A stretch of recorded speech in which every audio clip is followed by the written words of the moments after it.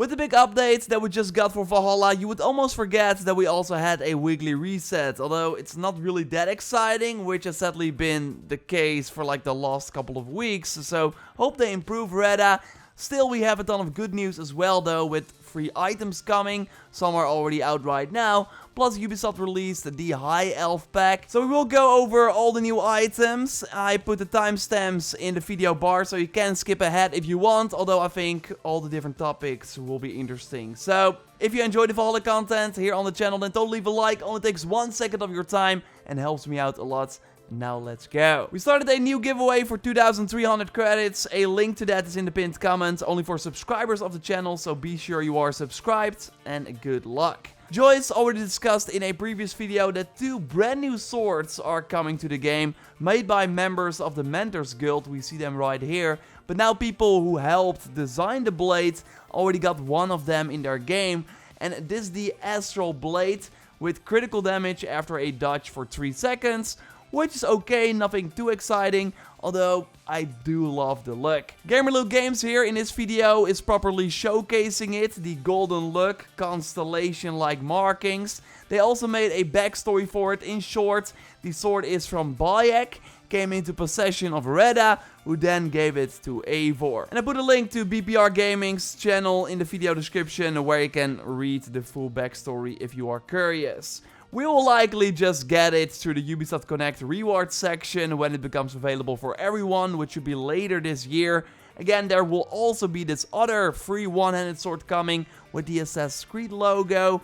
I really can't wait for that. We'll keep you posted here. And speaking of Reda, Joyce will take us through the daily and weekly selection, and I'll be back a little later with info on the stats of that new High Elf set. Thanks, Jordan. Reda's selection this week is once again mostly cosmetics and settlement items, apart from one item though, so let's get over them. For the daily, we've got the Muspelheim Brazerol, and I hope I pronounced this right, from the Hell's Damnation set. A lot of items from that set in the selection, by the way. And this one is very intense, with a man being burned alive. It's on sale for 24 hours for 35 opal. Then we've got the Natural Torch for 35 opal as well, which is a burning tree with a clever name. Now I know where they got it from. We also got the Viking Pyre Totem from this set, where we see a Viking being burned alive. This theme seems to be returning a lot to this set. Bit heavy looking, but if you are into this kind of stuff, it's also 35 opal. The solo weapon in the selection is the Antler Bow from the Earl's Hunter set for 120 opal, and not sure if this is a great grab. What do you think, Jor? Yeah, I don't think it's worth it, Joyce, only if you like the look. Here I'm doing that awesome new spinning harpoon ability, and every time I use adrenaline, it should decrease my ability bonus by 10, but my damage remains kind of similar, so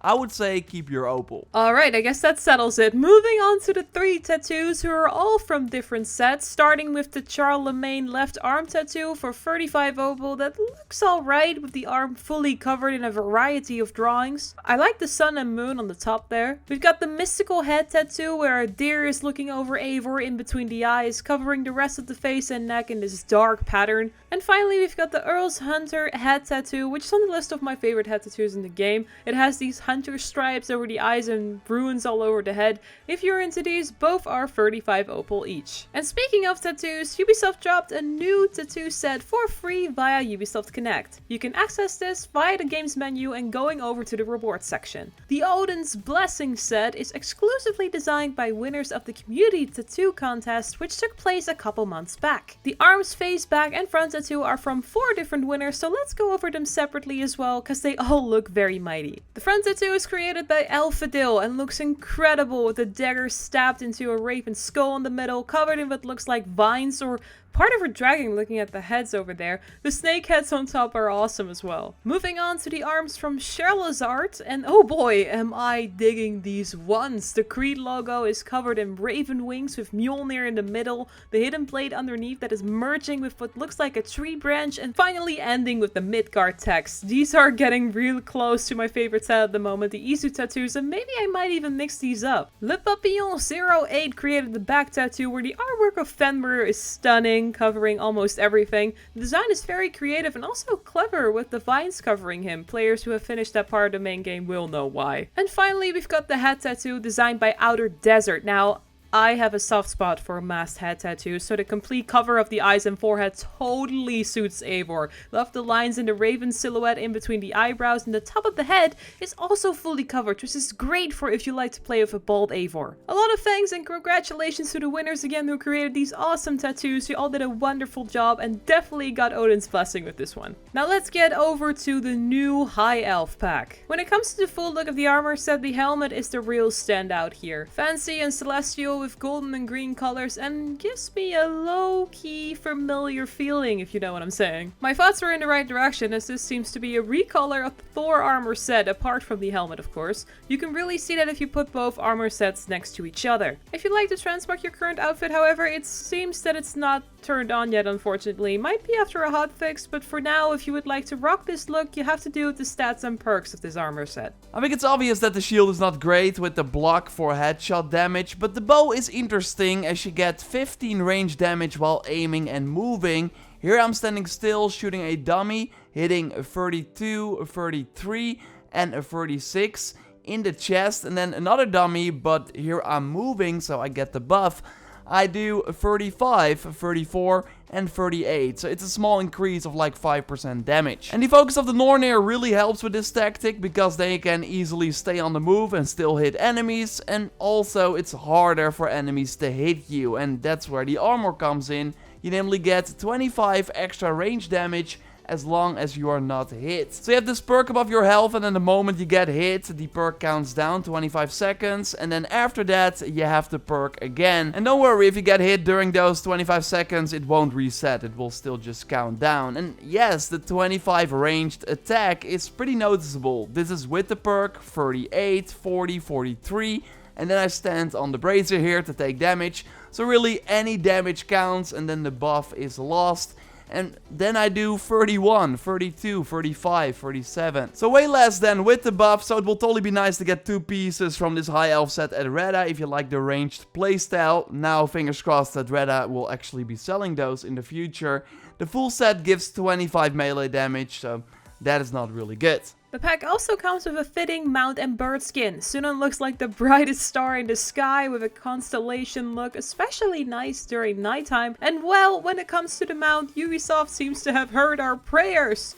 Or at least half of them, because the celestial unicorn has been added. Can't believe I'm saying this. It's magnificent while riding it, and definitely one of the more exotic skins in the game. It will be a great grab at Reda for sure. Maybe next time there will be a unicorn with wings added, or even better, the Unibear. I mean, who knows? With now this and bear mounts added to the game, everything is possible, right? The settlement items from the pack are in the same elvish style, starting with a treehouse item. Now, it isn't as tall as the treehouse we could get from the Sigurblad festival, but it looks like it came straight out of one of the 9 realms. Too bad the stairs next to it don't work though, so you have to climb on top of the platform a different way. Moving on to the Fountain of Life, which is my favorite item of the set so far, looking very pretty with this sort of alcove on top of it. Would place this somewhere in the middle of my settlement to show off. We also got the maple bonsai tree on a golden pedestal, pretty well designed, and to wrap it up there's a big golden statue of the high elf readying their bow on top of a tree branch. This statue does return in other items as well, like the elvish settlement tree. It got these flags with the Yggdrasil icon and these horns protecting or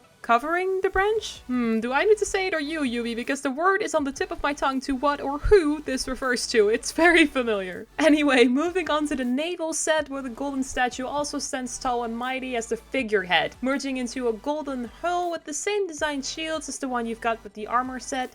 I gotta be honest, I wasn't impressed by the tailpiece at first, looking at the top of a spear and like a flag, but while using the ship on the water, the animation on the flag does make it look a bit better. Overall, a nice ship design for use in the new river raids, for example. They've also added a new tattoo set that comes with the High Elf pack, and Yubi went all out again, where you can now make Eivor down to earth looking like a tree. Will it fit a stealthy playstyle with the camouflage of that time? I don't know, but either way, totally check out the pack for yourself. And that's it for today's video, but don't worry, we've got more Valhalla content coming your way, so subscribe to miss nothing. A like on this video would really help us out, and check out our previous video on the details of the big Valhalla update Ubisoft launched, going over the new river raids and more.